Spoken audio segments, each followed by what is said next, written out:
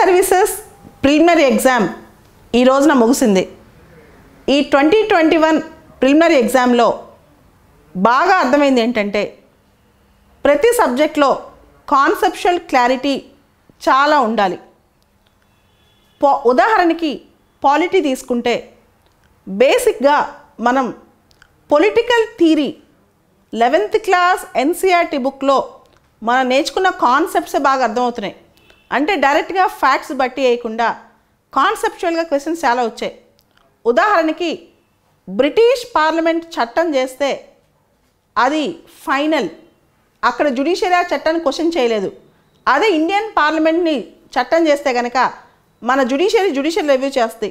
ఇట్లాంటి కాన్సెప్ట్స్ చాలా వాటిలో అంటే ఈక్వాలిటీకి సంబంధించిన అంశాలు, అదేవిధంగా మన చట్టసభలకు సంబంధించిన అంశాలు, right to privacy A article కింద వస్తుంది, ఇలా చక్కటి అంశాలు టచ్ చేశారు. ఇవన్నీ కూడా ఎవరికైతే కాన్సెప్ట్స్ క్లారిటీ ఉంటుందో వాళ్ళు మాత్రమే ఆన్సర్ చేయగలిగిన టాపిక్స్ అనమాట.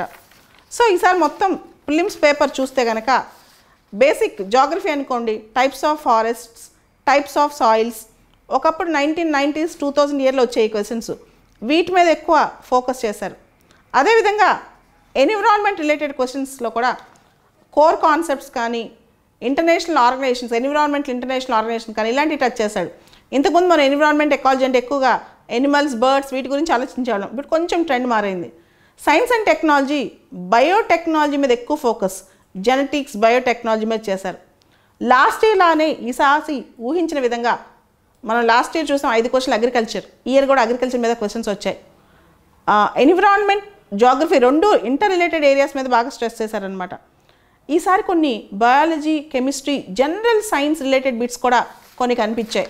దాంతోపాటు యూపీఎస్సీలో 15 సంవత్సరాల క్రితం ఒక ట్రెండ్ ఉండేది, 3-4 స్పోర్ట్స్ క్వశ్చన్స్. ఈ మధ్య బాగా తగ్గిపోయింది. కానీ 2021 ప్రిలిమ్స్ క్వశ్చన్ పేపర్లో 3 స్పోర్ట్స్ క్వశ్చన్స్ వచ్చాయి.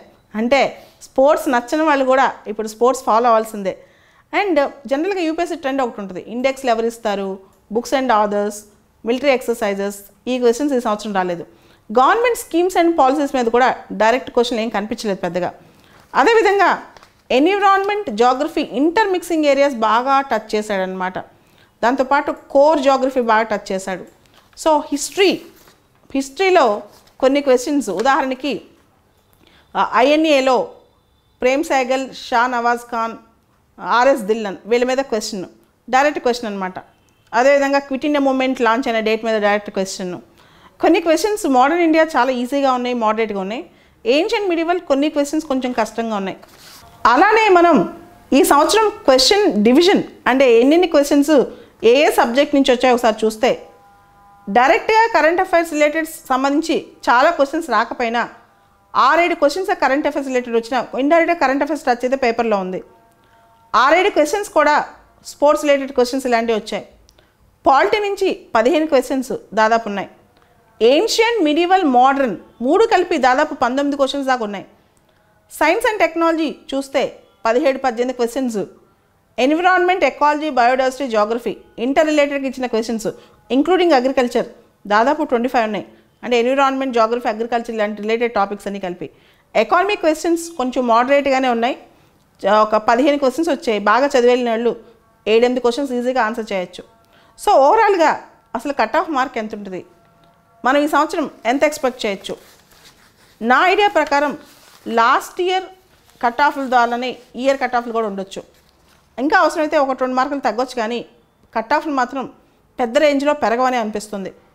లాస్ట్ ఇయర్ మనం చూస్తే జనరల్ కేటగిరీ కట్ ఆఫ్ 92.51 ఉంది. సేమ్ జనరల్ వాళ్ళు 92-93 కట్ ఆఫ్ సేఫ్గా ఉన్నారు. అక్కడి నుంచి మెయిన్స్ ప్రిపేర్ అవ్వడం మొదలెట్టవచ్చు. Last year EWS cut off 77.55 ఉంది. ఈసారి కూడా దాదాపు అదే ఉండొచ్చు. అదేవిధంగా OBC cut off last year 89.12 ఉంది. SC cut off 74.84, ST cut off 68.71. So same cut offs almost 1 mark అటో ఇటో దగ్గరలోనే ఉండొచ్చు లాస్ట్ ఇయర్ కట్ ఆఫ్. ఎవరైతే కొంచెం 80-85 ప్లస్ దాటుతుందో వాళ్ళు ఇమీడియట్గా మెయిన్స్ ప్రిపేర్ అవ్వండి. ఇన్ కేస్ ఈ సంవత్సరం మెయిన్స్లో క్వాలిఫై కాలేకపోయినా, ప్రిలిమ్స్ అవ్వకపోయినా నెక్స్ట్ ఇయర్ అవ్వచ్చు. కాకపోతే కట్ ఆఫ్స్ మాత్రం లాస్ట్ ఇయర్ దగ్గరలో ఇంచుమించుగా 1 మార్క్ అటో ఇటో అదే విధంగా ఉంటాయని నేను అనుకుంటున్నాను.